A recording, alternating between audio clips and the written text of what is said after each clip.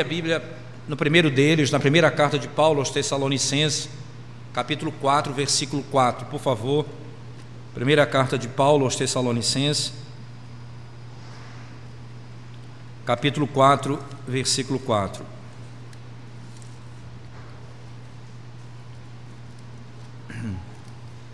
Diz assim a palavra de Deus. Deixa eu ler o 3 e o 4. Pois esta é a vontade de Deus, a vossa santificação, que vos abstenhais da prostituição, que cada um de vós saiba possuir o próprio corpo em santificação e honra. Que saiba possuir o próprio corpo em santificação e honra. Então, o primeiro conselho, irmãos, para os não casados, nesse aspecto, preste atenção nas palavras de Paulo. Você deve se conduzir de modo fiel, em pureza, numa vida de pureza, durante o seu período de solteirice. Viva uma vida pura durante o tempo da sua solteirice. Casamento, o matrimônio, ele inclui o privilégio do deleite sexual com seu cônjuge diante do Senhor. Diante do Senhor. E esse privilégio, irmãos, ele serve pela bondade do nosso próprio Deus como algo que é preventivo à luxúria, aos prazeres carnais. Mas se você não aprender a mortificar o pecado da luxúria na sua solteirice, a cama do matrimônio servirá para inflamar a luxúria no seu coração e o propósito carnal do seu próprio coração, e vai terminar por contaminar o leito do seu matrimônio. Qual a razão disso, irmãos? É porque o homem que é dado à luxúria, aos prazeres sexuais, frequentemente ele é uma pessoa insatisfeita. Isso até mesmo com a sua própria esposa. O homem que é dado à luxúria sexual, ele frequentemente é um homem insatisfeito, até mesmo com a sua própria esposa. A esposa pode ser para ele apenas um meio para um fim. Esse homem vai rapidamente ficar cansado da sua mulher e algum tempo lá na frente ele vai desejar uma outra mulher. Entenda isso, irmãos. Entenda isso. Matrimônio não foi dado por Deus para fazer um homem com um coração cheio de luxúria um homem puro. Não foi dado. Deus não deu o matrimônio para fazer com que um homem com um coração cheio de impurezas se torne puro. Pelo contrário, o casamento é dado por Deus para preservar e satisfazer um coração puro. O casamento foi dado para preservar um coração puro, não para transformar um homem impuro em puro. Porque senão não havia adultério, porque você casa, então você mudou de vida. Não funciona assim. Você continua com as mesmas paixões e até piores quando casa, se você não controlar essas questões todas na sua solteirice. Se você dá vazão aos desejos do seu coração, sexualmente falando, pecaminosos, antes do casamento, eles se revelarão destruição no matrimônio. Destruição no matrimônio. Interessante, preste atenção, jovens, naqueles com quem você anda, com companhia imoral, com mídia provocativa. Cuidado com a ociosidade. Cultive pensamentos puros, desejos puros, estabelecendo as suas afeições nas coisas que estão acima.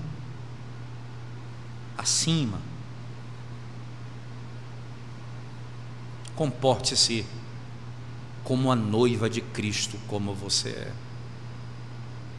Comporte-se assim. E pegue essa pureza e traga para dentro do seu casamento. Ele vai ser preservado. E você será satisfeito com a esposa que Deus te deu, ou com o marido que Deus te deu. Então, o primeiro conselho, irmãos, preste atenção nas palavras do apóstolo Paulo, jovens. Cuidado com a imoralidade, cuidado com a pornografia, cuidado com essas coisas, irmãos. Como isso tem destruído tantos homens bons que temem a Deus. Eu sei que são crentes, mas têm lutado com tanta força. Cuidado, não se deixe vencer por essas coisas. Faça um pacto com seus olhos e não dedique os seus olhos à impureza. Segundo conselho, que é para ser dado aos jovens antes do casamento: espere no Senhor por um cônjuge bom e adequado. A ansiedade tem levado muitos irmãos a casamentos sem pensamento, e rapidamente eles vão enfrentar lutas e dificuldades. As demandas de um casamento, elas provam claramente que elas são muito mais do que aquilo que pensamos. Sem dúvida. E eles vão perceber que as pessoas com quem nós casamos são menos do que aquilo que imaginávamos. Quão bom seria se gastássemos tempo, irmãos, através de conselhos sábios, exame correto, ter certeza de que aquele cônjuge que eu escolhi e que eu vou casar no Senhor em fé, e que eu vou compartilhar com ele a minha vida, é alguém que de fato teme ao Senhor. Ore por paciência, até que o Senhor ache adequado lhe conceder um cônjuge. O casamento mais emblemático da história foi aquele de Gênesis 24, entre Isaac e Rebeca. Você lembra bem do texto lá no capítulo 24 do livro de Gênesis? Raquel, não, Rebeca mesmo, né? Rebeca mesmo, desculpa. Lembra do texto do capítulo 24? Tudo começa com uma ordem, que ele deveria sair para buscar a esposa. O servo de Abraão ia buscar uma esposa para o filho de Abraão. Isaac era aquele que ia casar. Quando ele chega, o servo olha para aquelas mulheres que estavam ali pegando água no poço, ele ora a Deus. E é interessante, quando termina a sessão, que ela vem com ele, quando ela o vê, o texto diz assim: quem é aquele homem que está no campo meditando?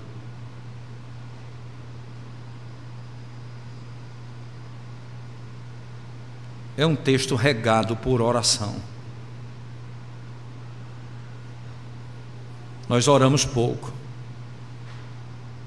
Por isso, peça a Deus, que conhece o teu coração e sabe o que você precisa. Ele é misericordioso, irmãos. Terceiro, Quando o tempo chegar, escolha o seu cônjuge sabiamente.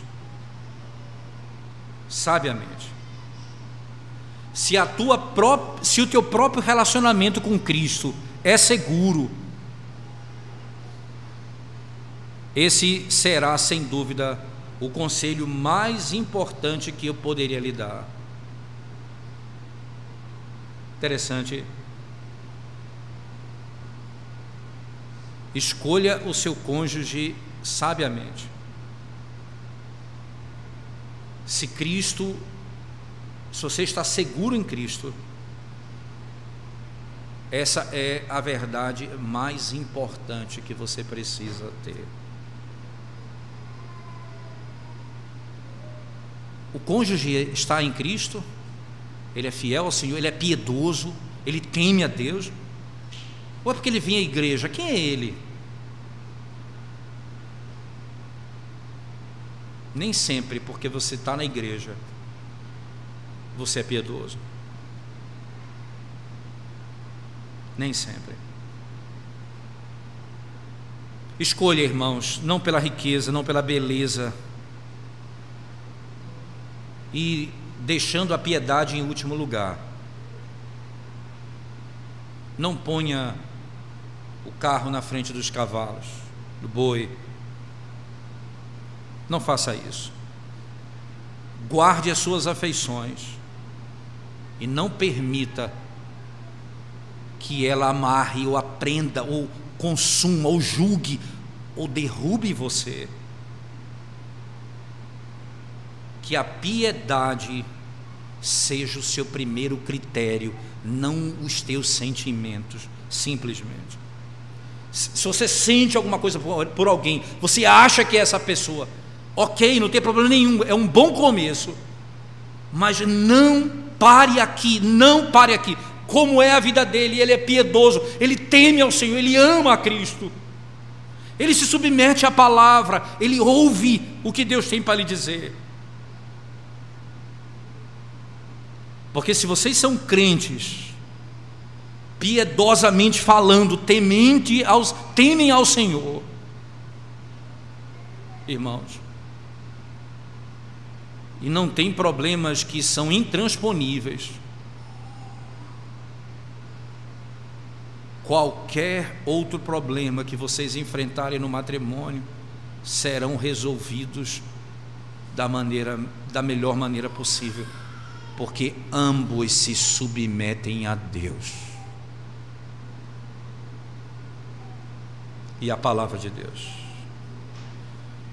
É absolutamente necessário que você case com um cristão que abrace a palavra de Deus e sua doutrina da graça, cuja piedade é evidente a você, cujas boas obras elas vão à frente, elas andam na frente dele, elas declaram quem ele é, cuja vida produz frutos do Espírito e cuja família e amigos testificam o mesmo acerca dele.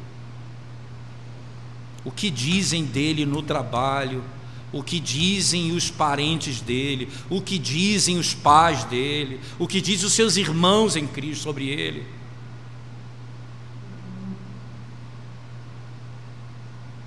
É absolutamente necessário. Um cristão, irmão, sinceramente, ele vai submeter ao conselho, à reprovação e à admoestação da Escritura. Ele vai se arrepender dos seus erros, ele vai cultivar a graça de Deus dada a ele. Não importa o que falte em você no casamento, irmãos. Se você casou com um crente, vocês estão prontos a submeterem as Escrituras para a mudança. Se você casa com um incrédulo, o padrão dele não é a palavra de Deus. Teremos muitas dificuldades para submetermos tudo isso à vontade de Deus. Quarto lugar, Seja realista. Seja realista, irmãos, acerca do estado, acerca da visão do estado do matrimônio. Seja realista. Muitos têm uma visão sobre o casamento como se fosse: eu vou estar livre de problemas, de lutas, vai ser um momento de glória, de vamos viajar para todo lugar. E quando vocês encontram problemas, e quando vocês encontram dificuldades no matrimônio, eles se tornam insuportáveis, porque é frustração em cima de frustração. Você imaginava que seria uma eterna lua de mel. O matrimônio é uma condição honrada, e aqueles que adentram no Senhor e andam fielmente no Senhor, ele certamente conhece as bênçãos, a felicidade e a grande alegria dessa condição. Entretanto, o matrimônio tem as suas lutas, tanto quanto os seus confortos, tem as suas tristezas, tanto quanto as suas alegrias. Nem sempre é apenas mel, mas algumas vezes é amargo. A razão disso é simples, irmãos,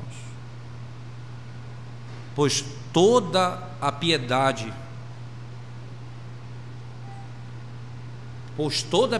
que um homem e uma mulher possam ter e possam trazer para o matrimônio permanece uma coisa, aquilo que significa dizer, é uma coisa debaixo do sol, está sujeito à vaidade das coisas terrenas, é passageiro.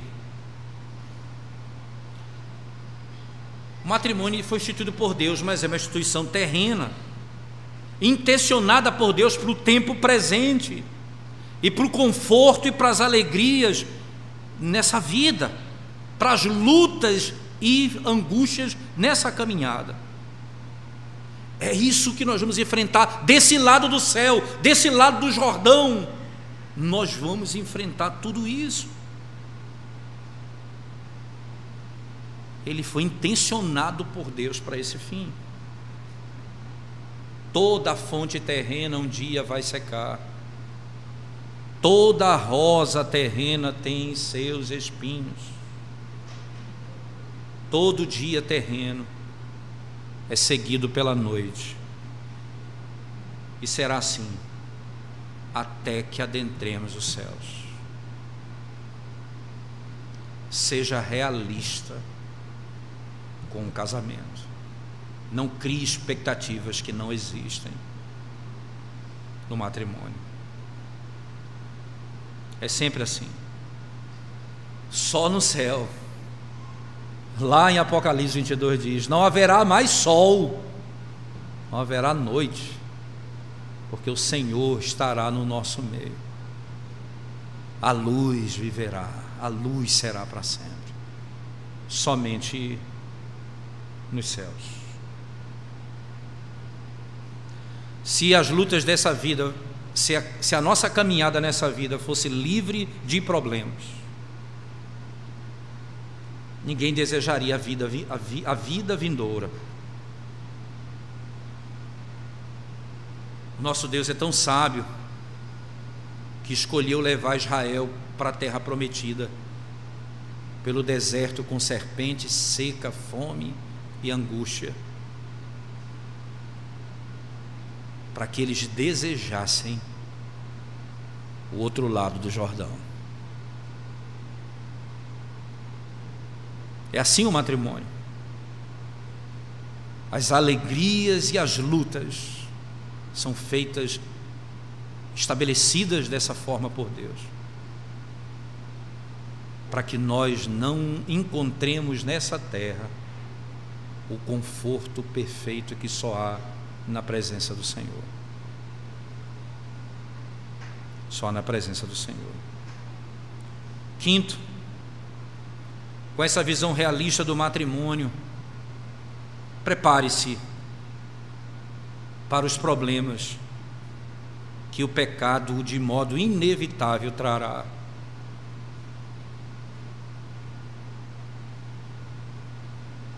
O pecado inevitavelmente trará.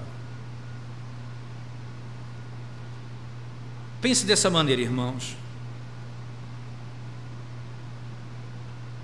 Eu entendo, eu compreendo que Deus me casou.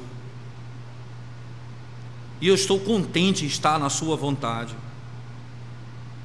Mas eu sei também que Deus me avisou de que o casamento tem os seus problemas. E eu estou feliz em confiar nas suas palavras. Pela ajuda de Deus, eu suportarei os problemas do matrimônio com quietude. Responderei com graça. E farei com que tudo isso seja usado para o nosso crescimento em Cristo e para o nosso progresso rumando aos céus. Eu vou pedir a Ele força, eu vou repousar nele por ajuda, eu vou confortar a minha alma na sua providência, porque somente assim eu estarei seguro das suas bênçãos. Quem que pensa dessa maneira sobre o casamento será surpreendido com as lutas do matrimônio? Quem será surpreendido? Ninguém.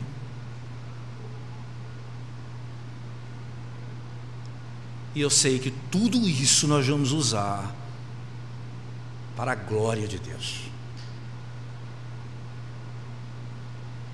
Último lugar para o conselho dos não casados ainda. Esteja certo, irmãos, se Deus lhe chamar para o matrimônio, você não vai entrar no matrimônio suavemente, com as mãos leves. Você terá rapidamente as suas mãos cheias de obrigações. E será muito para você, se você não encher seu coração de graça e a sua mente com a sabedoria de Deus.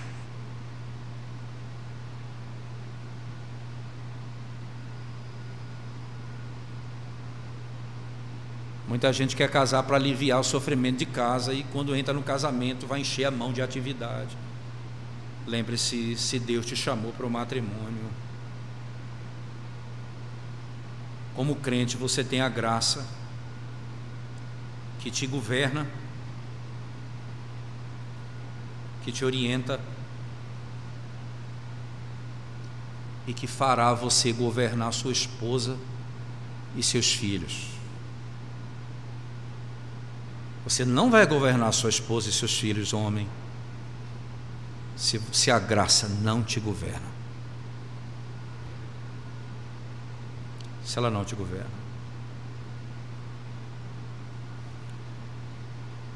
Se você tem a graça de submeter a autoridade do marido e criar os seus filhos para o Senhor, você só vai submeter ao marido e criar os seus filhos para o Senhor, mulher, se você tem a graça de se submeter a Cristo somente. Você não vai dar conta disso.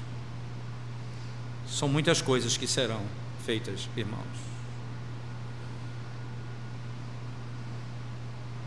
Deixa eu concluir essa sessão dizendo: prepare-se, irmãos, prepare-se para as demandas dessa condição vindouras.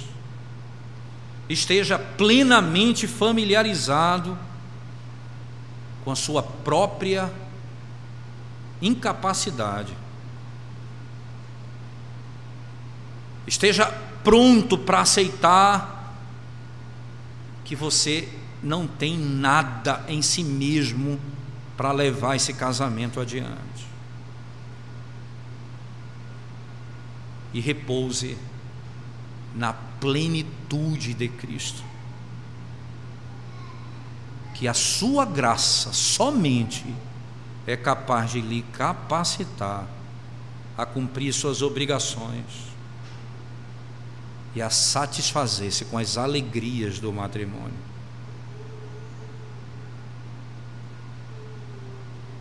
Só então você estará pronto.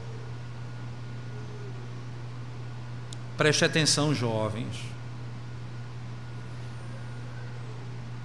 O casamento é assim. Muitas lutas, mas pela graça de Deus, nós chegaremos até o fim.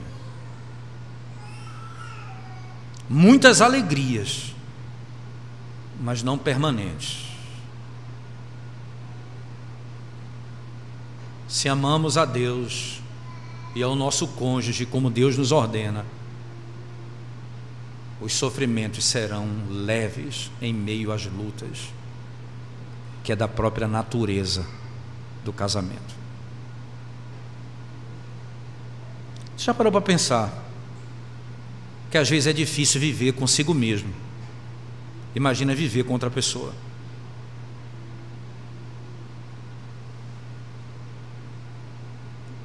Se não for a graça de Deus, irmãos, nós não estaríamos de pé. Se não for a misericórdia de Deus, nós não estaríamos de pé. Esse é o primeiro ponto que nós queremos trabalhar. Obviamente, faltam 10 minutos para meio-dia. Eu não quero começar o último conselho para os casais e não conseguir concluir, adentrar meio-dia. Eu não quero fazer isso. Então eu vou terminei aqui o conselho para os solteiros, e no próximo encontro nós vamos concluir as últimas palavras para os casados, à luz daquilo que ouvimos no decorrer desses estudos. Tá bom? Vamos orar ao Senhor mais uma vez, irmãos. Vamos orar. Obrigado, Santo Deus, pelo privilégio de podermos ouvir a Tua palavra e sermos instruídos no modo como devemos viver. Tem misericórdia da nossa alma, Senhor.